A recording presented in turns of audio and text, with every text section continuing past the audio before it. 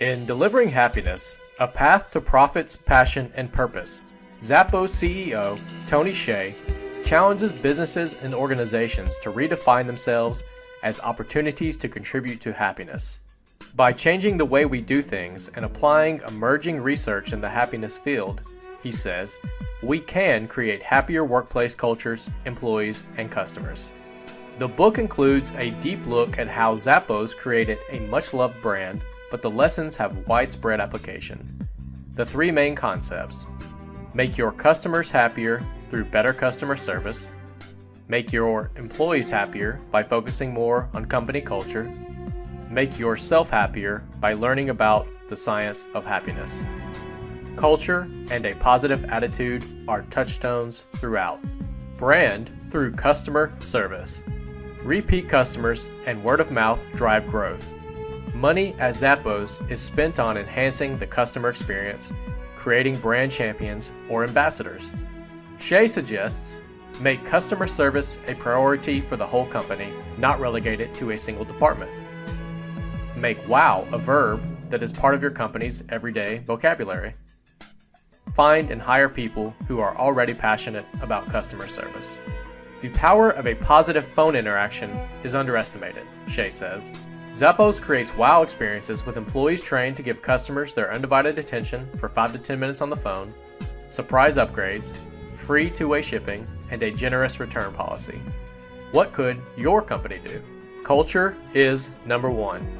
In Delivering Happiness, Hsieh says that culture is Zappos' number one priority, even more than customer service because, in his words, if we got our culture right, then building our brand to be about the very best customer service would happen naturally on its own.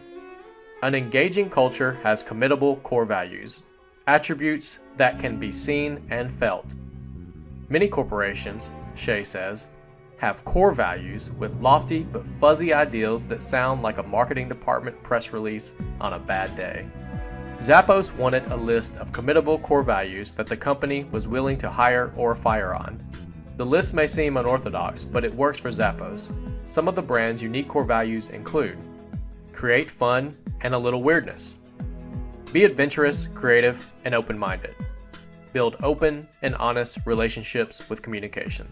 Creating committable core values and truly integrating them into operations can align an entire organization, providing a guide for employees to make their own decisions. Hsieh suggests taking each core value your company cites and do a Google search for each one of them. Do the words mean what you thought they did? Are they specific or so vague they could apply to any company or no one? Can your employees act on them? This exercise can serve as a test for whether or not the values uniquely fit your organization. A smart company also is open to other ways to improve culture with employees, from regular surveys to creatively posed questions, to something like a multiple choice photo ID of a random employee to log in to your computer. At Zappos, these touches both engage employees and bleed over into how the company treats customers. To further support its commitment to great workplace culture, Zappos created the Zappos Culture Book, a compilation of views from Zappos employees about company culture, good and bad. This book is available on the internet to anyone, including the public, and people who read it get a real sense of what the culture of Zappos is like. What would your company culture book read like? The Science of Happiness. What is your goal in life? Now ask why. The answer is almost always happiness, or at least what you think will make you happy. Hsieh believes we are all taking different routes to get to the same goal. Learning about the science of happiness and applying those lessons to our businesses is a wise investment in making customers and employees happier. Zappos, for example, even offers a Science of Happiness class to employees. For changing organizational culture, Hsieh lays out several happiness frameworks for consideration and inspiration. We will look in detail at one, Happiness Framework Number 1. Hsieh claims that happiness boils down to 4 things and shares examples of how Zappos delivers them. They are: perceived control.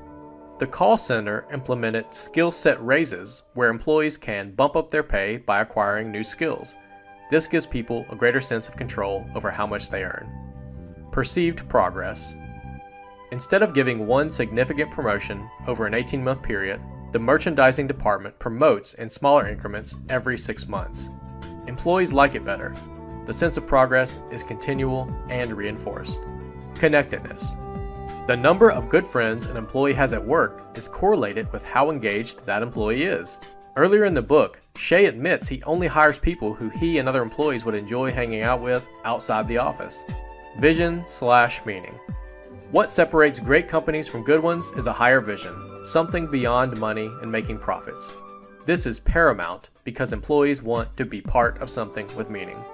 How might you build a happiness framework? This has been our look at some of the ideas from Delivering Happiness by Tony Hsieh. This book challenges you to create your own path for your organization and buck conventional wisdom. Get inspiration from this book. Thanks for watching, and leave us a comment below to let us know what you think about this book review.